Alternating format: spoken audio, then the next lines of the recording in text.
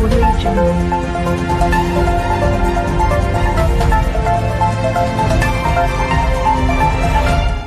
भोजपुरिया समाचार में और स्वागत बा। रघुनाथपुर स्वास्थ्य केंद्र में मत जाई, पैसा लगेला, घूस लगेला। एगो वीडियो तेजी से वायरल हो रहा बटुए, जेकरा के भोजपुरिया समाचार आज वो वीडियो के बारे में बतावल जा रहा है। लेकिन सबसे पहले जाननी कि ई जेकरा से घूस मांगल बा उ जदयू के प्रदेश कार्यकारिणी के व्यक्ति है। जी हाँ, जो सत्ता में बटुए ओकरे से घूस मांग लियल बटुए।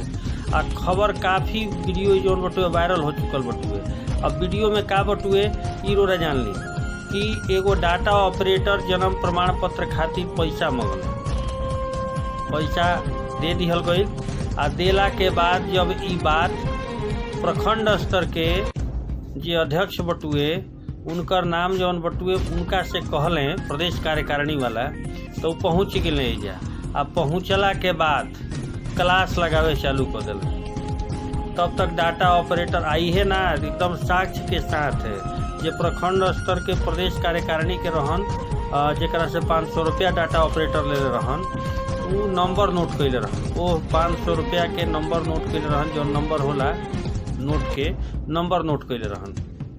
एकरा बाद जब प्रखंड स्तर से बतैले जे अध्यक्ष बटुए जदयू के, वो पहुँचले क्लास लेवे चालू कर दिले। जब क्लास ले लें तब वो अपन पैसा देवे पर राजी हो गए। जब राजी भैले तो वीडियो में साफ देखब कि कहल जाता कि हाथना नंबर वाला 500 रुपया निकाली आ उ रुपया निकलने। ये वीडियो हो गई वायरल। ये वीडियो साफ दिखता कि पैसा रिटर्न कर रहा बड़े डाटा ऑपरेटर। अब पूरा तनी तो हकीकत जान ली।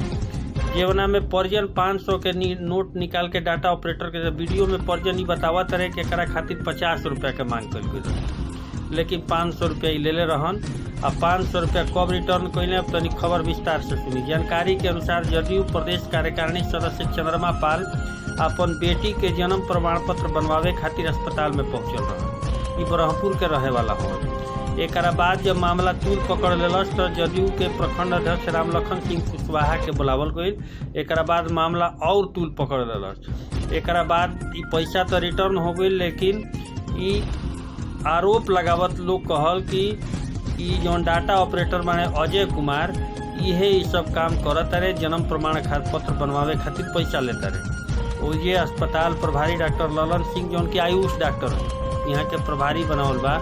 आयुष डॉक्टर ललन सिंह से जब बात कल गई तो यहाँ के कहनी कि हम अस्पताल में ना रही, बक्सर CS कार्यालय में बैठक रहे। एक जानकारी हुई तो बताई तो सोच सकीला कि जे सत्ता में बा ओकर ही हाल बा, तो आम जनता के का हाल बा। पैसा ले सीधा वीडियो वायरल हो गई बटुए। डाटा ऑपरेटर वो पैसा वापस करता रहे, जब दबाव पड़ल तो वापस करता रहे। आ साक्ष्य के तौर पे लोग वीडियो बनावत रहे, कहता लोग कि हतने नंबर के नोट निकालो, आई पैसा निकाल के वापस करता रहे। जेकर सारा वीडियो भोजपुरिया समाचार उड़ा के दिखाई, लेकिन अभी जौन चलता तो वीडियो देख लिया। एक बाद अंत में भी दिखाई कैसे कैसे ही खेला चल रहा बटुए। तो भोजपुरिया समाचार लगातार स्टिंग करत बड़ुए, लेकिन स्टिंग के अभी प्रमाणिकता पूरी तरह से नहीं है। लेकिन विभागीय कार्रवाई होखे के चाहिए।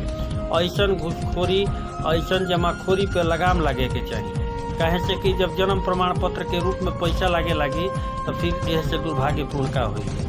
तब निहोरा बा कि भोजपुरिया समाचार के लाइक, सब्सक्राइब, शेयर, कमेंट जरूर करी, अधिक से अधिक तक पहुँचाई। हालांकि जो वीडियो वायरल भइल बटुए एक अभी भी प्रामाणिकता विभागीय स्तर से देखल जाओ कि का कार्रवाई होता, लेकिन कार्रवाई होके के चाहिए। अगर सत्यता बात आई डाटा ऑपरेटर ही हमें देख सकीला कि विभाग के कर्मी ओजा मौजूद बने। तो भोजपुरिया समाचार अधिक से अधिक लाइक, सब्सक्राइब, शेयर करी। प्रणाम, गोड़ लागतनी, नमस्कार।